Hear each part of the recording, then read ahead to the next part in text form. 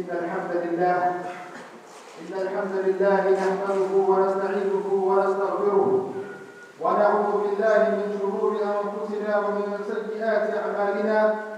من يهدي الله فلا مضل له ومن يضلل فلا هادي له، وأشهد أن لا إله إلا الله وحده لا شريك له، وأشهد أن سيدنا محمدا عبده ورسوله.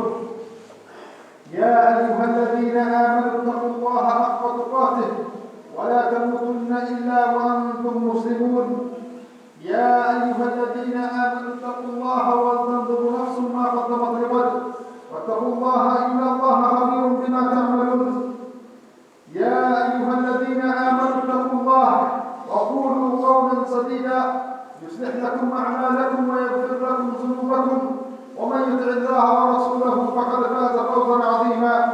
أما بعد، فإن أصدق الحديث كتاب الله، وخير الهادي هادي محمد صلى الله عليه وسلم، وشر الأمور محدثاتها، وكل محدثة بدعة، وكل بدعة ضلالة، وكل ضلالة في النار.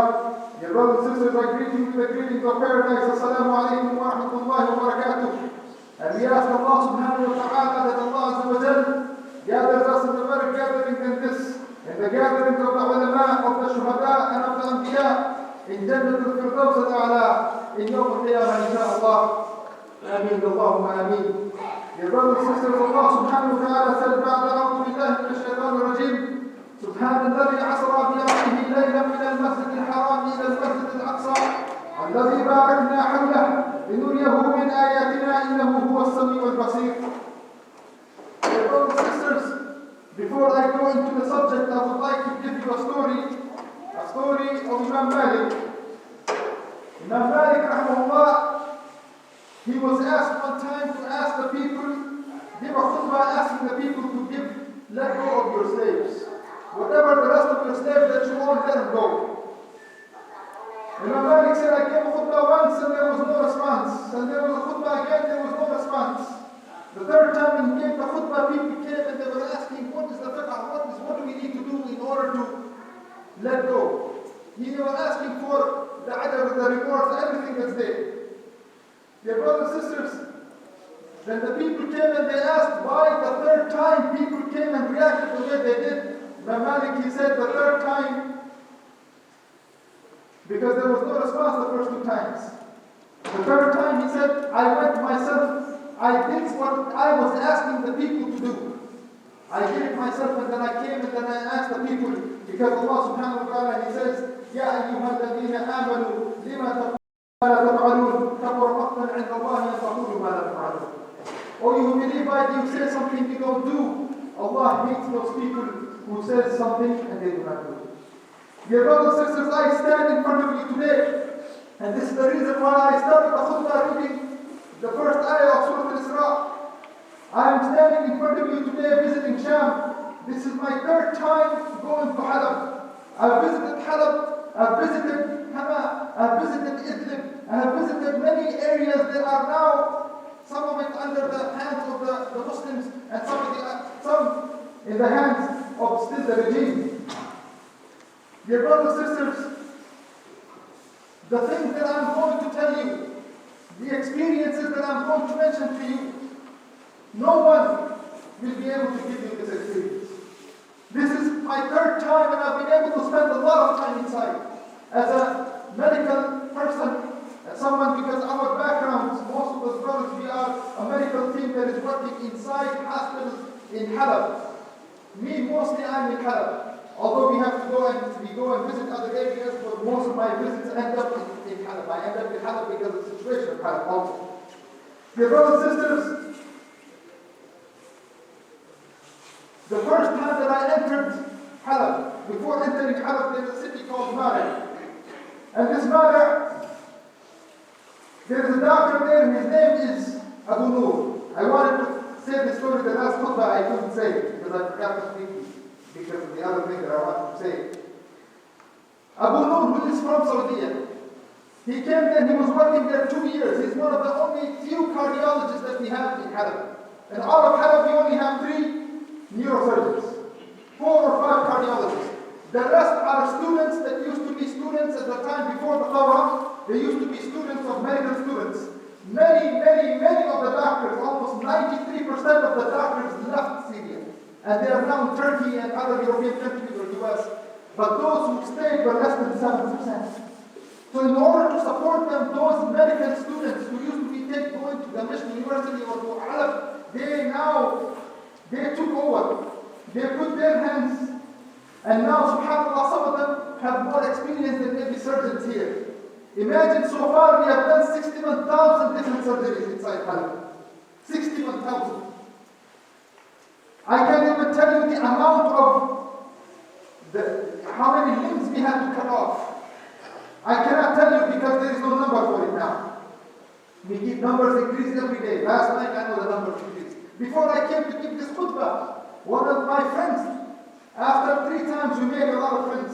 One of the brothers who was an anesthesiologist, who used to work with us to make sure that the person does not get him in the middle of the surgery, he was killed yesterday, he was hit by sharp. Alhamdulillah, we have no regrets. Neither do the doctors have any regrets. Because dear brothers, subhanAllah, one thing about the Surah of Sham, it is uniting the whole ummah. And this is a sign of it. I am standing in front of you. I am neither from Sham, neither am I an Arab. But I am a Muslim from the rest of the Muslim ummah, coming in front of you and giving you the story of Sham. And this shows the kind of attraction the Arab of Sham has. The kind of attraction that the Muslim ummah, how much it cares for the area of Sham. Dear brothers and sisters, when Abu Nur, when he saw me, it was the first time, so he sat down and he was telling me the situation. And all of a sudden a barrel bomb fell. Imagine, and I'm sure you've seen a lot of these on YouTube and others. When it fell, dear brothers, it killed a school that was close by, killing 62 kids. And when they started bringing in students, and they were kids because they were, junior high, even younger kids. And when they started bringing kids, I was there, and we did not have enough ambulances. We did not have not enough space in the hospital, so we makeshift. We took another school and we made it into another hospital, asking the people to bring their dead or to bring the victims or bring the patients inside. But I remember moments before this happened, we were just drinking some tea, and the moment the news came that there has been a bomb, Abu he said, all of the ones we were sitting around, sitting to the tea, he stands up and says, the time for reward has come. Yalla, everyone, get up. No time to rest. He doesn't have to be there, but I'm trying to say he doesn't have to be there. He's not from there. And he's teaching people, he's saying, this is the time for reward. Do not miss a moment of it. Everybody, and he knows everyone is tired. It was already 1 year into the revolution. But these are the type of people that area is attracting. Muslims from around the Muslim world. Dear brothers, subhanAllah, I would pick up, as I said in the last khutbah, I would pick up myself brothers from Egypt, doctors, cardiologists coming from doctors. Right now we have 4 cardiologists who are working in Halab. They are not from there, they're from us. And not just that, subhanAllah, one brother I was talking to, I said, yes, and how have you been here? Because at least me, I go in and out, I bring supplies, I go back in, I bring supplies, I go back in. He's telling me, he said, alhamdulillah, Allah subhanahu wa ta'ala, whatever nifaq I had in my heart, He took it away. I said, what are you talking about, man? You work on hearts, you're talking about nifaq. He said, now, when we came, there was mercy. Now it's ceasing. So any doctor that goes back to Egypt is arrested. And is put in jail. I remember one of the doctors, Muhammad, that I picked him up from the border in Tunis, took him all the way inside to Halab. Now, when I came back, I went back the next time, they told me he's in jail in Egypt. Why? Because as a doctor, it is mamnu for him to go and take care of Muslim brothers and sisters. That is the only crime. Didn't do anything else other than humanitarian work. But dear brothers, subhanAllah, I remember him very well. He asked me, he was one of the few ones. Actually, all of them, nobody even asked. He was one of the ones, he said, I asked him, where do you want to go? At that time, I said, we have marriage. Although there is something going on here, where do you want to go? Stay here, do you want to go to Halab? He said, take me where I need it the most. And he knew that Halab was being bombarded every 30 minutes. There was a bomb in Halab, in Sahur. Old Halab. And he's telling me, take me there. And he goes, remember one hadith. Hadith of the Prophet sallallahu alaihi wasallam. And dear brothers, there's a difference in how I say a hadith and how they say a hadith. You see, the problem here is, when they say there is no nifaq. They know that when the Prophet sallallahu alaihi wasallam says something, they know وَمَا يَنطِقُ عَنِ الْهَوَىٰ إِنْ هُوَ إِلَّا وَحْيٌ يُوحَىٰ. They know that when the Prophet said that Allah subhanahu wa ta'ala will bring the best people to Sham, and he said, I just pray to Allah that I am part of them. And this is the way I came to serve the Muslims in what I know as my skill as a doctor. Working day and night, and dear brothers, when you come inside as a doctor, you have to work sometimes 21 hours. You're standing there, 4, 5, 6 doctors surrounding somebody, working on him 21 hours sometimes. And not just in regular time, knowing that there is bombardment going on outside. Many times hospitals are being targeted. 60% of the infrastructure, medical infrastructure inside Halab or Syria is destroyed. Nothing is left. The room that I was staying, imagine the brothers, the hospital in Amtan attacked 3 different times, twice by a missile, one by a barrel bomb. The day when I was there, and I'm asking this question to the doctors, what crime are we committing? We are doctors. But the regime said, no, because you are saving lives, and they want everyone to die. So they had put $30,000 on anyone that protects a doctor. Or kills a doctor, anyone who kills a doctor, $30,000 reward. In many hospitals that I visited, dear brothers, wallah, you cannot walk and stand like this. We have to walk around like this. Because if there are open windows, you could be sniped to death. This is the type of situation that doctors are working in. The rest of the story, you know, all of the rest. That's something else. I'm not here to mention these things. I'm here to talk to you about the medical situation inside and the need that they have. You can imagine, dear brothers, how cold it is here. People in 70 degrees in their home, but they're still cold. They have 2-3 layers on. But imagine, one thing that it is cold. Second, it's no electricity, no heat. Third, those who are injured in ways that if you leave them, they will freeze to death. And they come inside, there is no electricity, or there is no heat. So many of the patients, especially women, dear brothers, wallah, even you don't feel as bad when you deal with the brothers. You can say, خلاص, it means man, there is no problem. But when you look at the sisters, the kind of injuries that are being sustained by the people, it is almost, your mind can't take it. How do you treat sisters who are injured in such a way? And especially Halab, they don't like to show their faces. They don't like to show. It's not something that they're ready to come and say, I'm hurt here, or I've been hit by injury, sharp here. No. Many of the sisters pass away because they don't even want to talk about where they've been injured.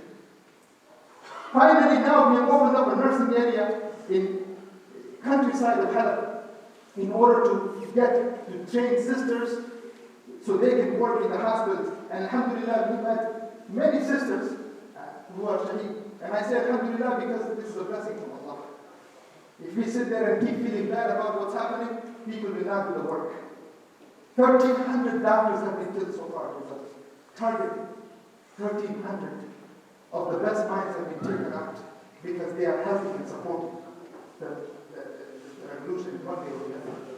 Dear brothers and sisters, I'm standing in front of you. Another thing I want to ask you, and I want to tell you, as I said in the beginning, I'm not there because I'm an Arab, and I'm not there because I'm from Sham. I'm there because I realize the importance of Sham, because Allah says it's important. The Prophet Muhammad said this is important. And this is one thing that is happening, it is uniting. This has become a meaning, an attraction to unite the Ummah in many ways, believe me. With everything that you might see on TV and all kinds of news, but there is very big factor that is uniting the Ummah because the importance of Sham. You will see doctors, their brothers, wallah. You will see doctors there working. I asked many doctors that I take inside. Some of them come, imagine, from Kerala, from Japan, from places I didn't even know Muslims exist. They are coming there and they're attracted and they're working. But believe me, there is something unique about us and them. They are there and they bring their skills, but we depend on you to support us. We depend on you to support this work and support the doctors. Dear brothers, there is a siege that is going to take place. May Allah prevent. May Allah prevent it. The regime is trying very hard to close Dar al-Salam. Dar al-Salam, which is still this border there, he wants it to close it. So no humanitarian aid can get inside, no one can go in and out. And if that door closes, Halab will be closed. They have been trying this for a while. But now we are preparing for it. If it happens, then we are prepared. They have asked me specifically, because I'm going back again in February, the 4th week of February, I'll be back in Halab, inshallah. The goal is to provide enough supplies, medical and food supplies to all of the hospitals that they can survive for at least 6 months without going into hunger. Because the goal of the regime is to create the same what's happening right now in the Ghouta and what happened in Homs. To completely surround it and once you surround it, then bear about it and put all kinds of missiles to completely end it. There are 250,000, 300,000 people still inside Halab, and you have less than 400 or 500 doctors. Medical staff and doctors wise, you have less than maybe 20 who are specialists who are in different specializations that we need in order to take care of the kind of victims and the kind of patients that we are receiving. We have no, believe me, dear brothers, when I came back the first time, I keep repeating it and I speak to you. When the first time I came back, I said to the Muslims, in every khutbah, I said, by Allah, dear brothers and sisters, Wallahi, I did not know that human beings can be killed in such a manner the way they are being killed in Syria. And I've been to Mogadishu, Somalia, I've been to Gaza, I've been to Kenya, I've been to Mali, working as a medical person in all of these areas. But when I went to Sham, when I went to Syria, it was something amazing, something that I've never seen. Imagine holding a brother whose body is split in two and is still alive.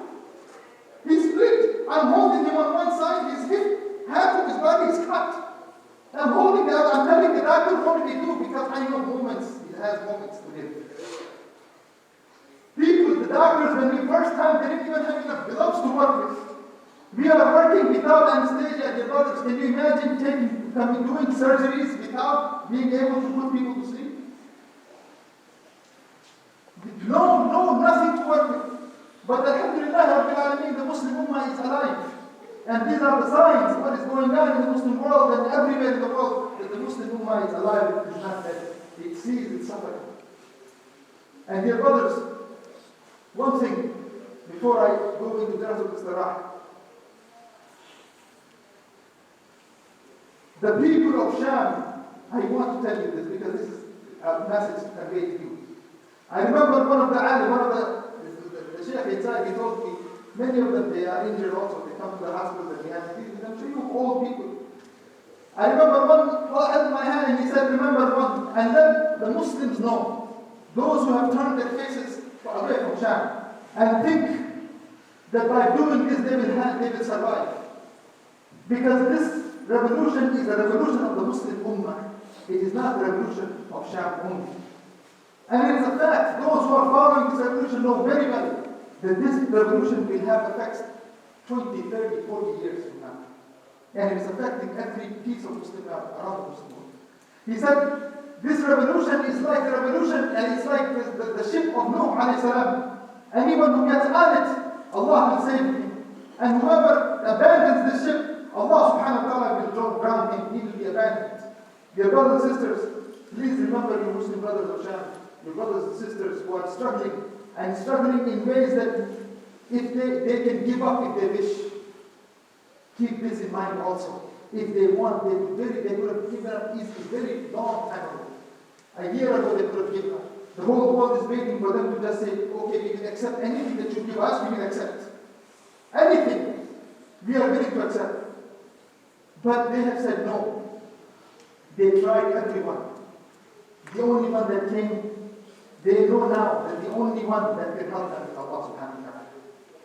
And this is how pure this revolution is.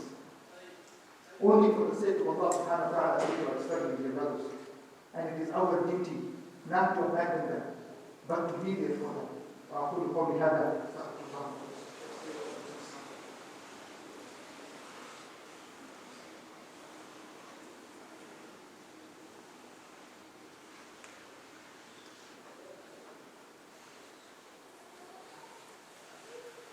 الحمد الحمد لله رب العالمين الصلاة والسلام على سيدنا محمد وعلى آله وصحبه أجمعين. Dear brothers and sisters, there is a hadith of the Prophet sallallahu alaihi wasallam. Of course, many hadith that are talking about Sham. Like the hadith that we know that in the days of fitan, Iman will be in Sham. Dear brothers, I've met doctors. I was able to visit 40 different hospitals in the last three months, 3 different times that I went. 40 different hospitals. Deep into the areas where people don't even know. Underground hospitals. All of our hospitals are now underground. Because every single one of them was taking one way or the other. So we became very creative in order to work, to figure out, make sure that these hospitals are not hit. We are now building underground hospitals. And believe me, after this revolution, the engineers that are going to come out of this area, they will know things no one in the world knows how to build. Out of things that they didn't even know you could build things like this, and hospitals in such a manner. The Prophet ﷺ, the brothers, he said, on the day of judgment, a people will be brought whom the Shuhada and the Anbiya will envy. So there was a person that was sitting there were people, they asked, Ya Rasulullah, what is it? When you hear the Prophet ﷺ say that on the day of judgment there will be people who will be envied, the Shuhada and the Anbiya will envy them. Who are they? Rasul ﷺ, he said, they are people who will go to the aid of their brothers and sisters. They will not belong to that land. They will not have any familial ties. They will not be there because of tribe or because of nothing. Only for the love of Allah subhanahu wa ta'ala they will be. And because of this, Allah subhanahu wa ta'ala will raise and give them this status on the day of judgment. Dear brothers and sisters, I pray to Allah subhanahu wa ta'ala, all of those people who are working, who do not belong there, that we as a whole are part of that status on the day of judgment, inshallah. That Allah subhanahu wa ta'ala gives us a status that we are happy with, inshallah, and not caring about this dunya. Dear brothers and sisters, the hospitals, the doctors are in need. Many of them have made final preparations. When they go in now, many of them make final preparations that they may not see their families again. But they are staying inside. And they are staying inside, although they can leave to Turkey. Many of them can just run away to Turkey. 93% of the doctors in Syria left Syria and went to Turkey, went to other places. They can also do the same, believe me. But they have decided to stay, to serve this ummah. And they are telling us that if we leave, there will be no hope. What will happen? Imagine, dear brothers and sisters, what happens when you amputate someone, when you take off somebody's leg, when you cut it off because they're hurt in such a way. What happens in this country? We keep them in a hospital at least 3 months. And we give them all kinds of different pain medicine, and ask the doctors, they'll tell you all kinds of procedures that have to be done. When we take them in, many times we know that because of just the amount of blood that has flown, the person is not going to survive. And if he survives, we know he may not survive another 2 days. Because when we send them back, because we don't have enough space in the hospitals, not enough beds, not enough medicine, we can't take care of them. We send them back, and I know, either he will be going back and he will be hit by a bomb, he will be killed, he may be killed again by a shrapnel, or when he goes inside, he will die of cold. Because of severe weather. No heat inside. No electricity inside. Food. There are many places that are being completely under siege. This is the situation, but subhanallah, the trust in Allah Azza wa Jalla that they have, dear brothers, it is unimaginable. Unimaginable. They know that Allah subhanahu, this is the test of Allah, and they know that Allah tests the people that He loves. This kind of test is an amazing test. But Allah knows who He loves, and those who He wants to use, and those who He will give victory. Allah will test them to see how truthful you are to the covenant you made to Allah subhanahu wa ta'ala. And we ask Allah Azza wa Jalla that Allah subhanahu wa ta'ala keeps them firm on the covenant they made to Allah subhanahu wa ta'ala. We ask Allah subhanahu wa ta'ala to give them more patience. Dear brothers, patience, I was given a different definition of patience inside when I went. Patience inside, you will see people who are hit. When they see another brother who is hit, they will say, brother, I'm not dead, I'm not injured. Half his hand is cut off. No, the system needs it more than me. They will tell doctors, no, go there, don't let me, go with me. I remember one time, 7 bodies, one family, they brought them to the hospital. The father is talking to his water. We laid the bodies, and the sisters started screaming. They're looking at which one. Finally, the sister said, "This is my brother." She's screaming with the mother standing outside. The father turned around and said, and I'm looking at him and said, "You're not the only one. You're not the only one. Thank Allah subhanahu wa ta'ala. There are thousands here." Can you imagine even mentioning thank Allah subhanahu wa ta'ala in that situation? Even to have those words come to your tongue, at that moment, you will be begging, people will scream, Allah knows what. But this is the day, this is how people have become. And Allah subhanahu wa ta'ala will never abandon such people. It's a test, yes, but Allah will never will abandon such people who have so much trust in their Lord. And Allah has promised them in terms of Allah and Rasulullah. And Allah subhanahu wa ta'ala, the victory is coming. Yes, the tests are harsh, they're tough, but tough men, to toughen up people, this ummah, they went to sleep for 100, almost 95 some years.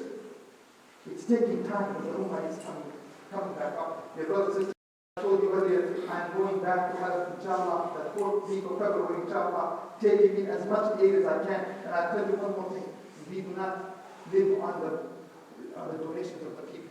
Nothing, 10%, 2%, 5%, none of these things, your brothers. We are all professionals, we have our background, all of us are many ways doctors, medical people, emergency call people.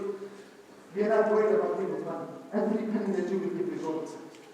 We'll go inside to pay to the doctors. Yes, we do pay salaries to the doctors, so that we do not pay them, they cannot stay there. They also have families.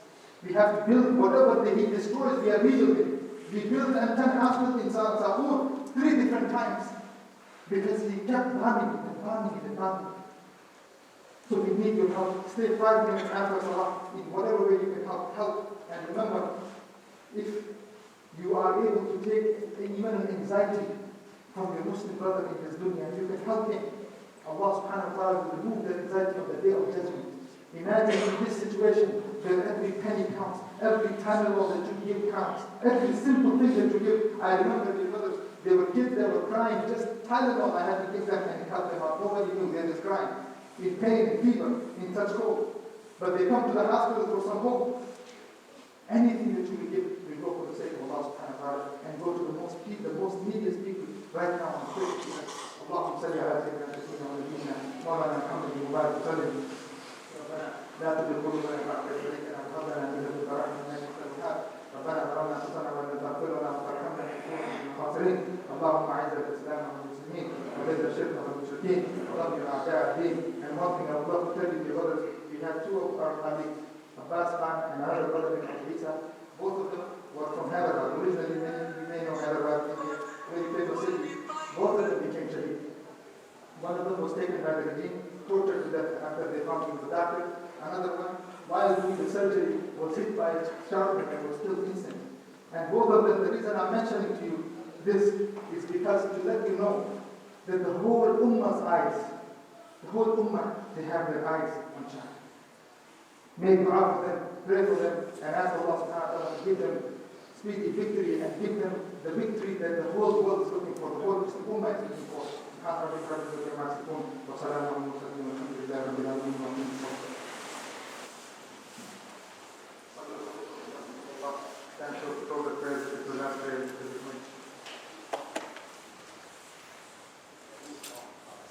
الله أكبر.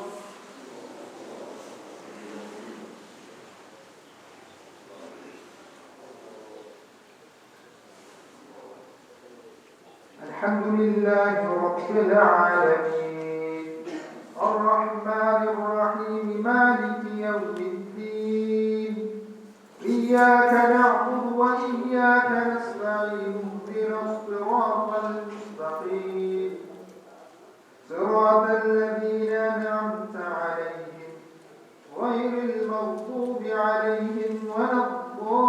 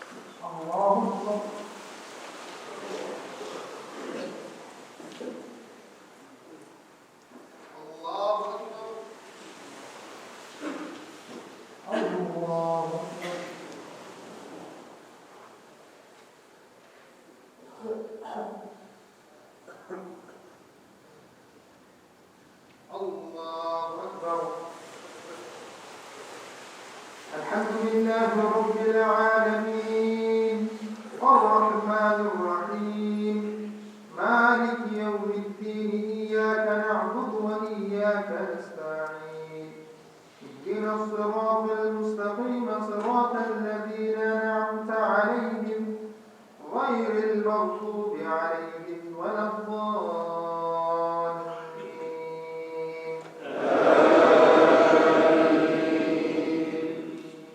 قل هو الله أحد الله الصمد لم يلد ولم يولد ولم يكن له كفوا أحد الله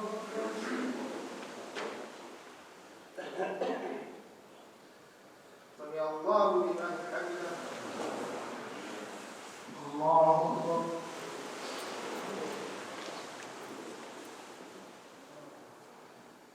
الله أكبر الله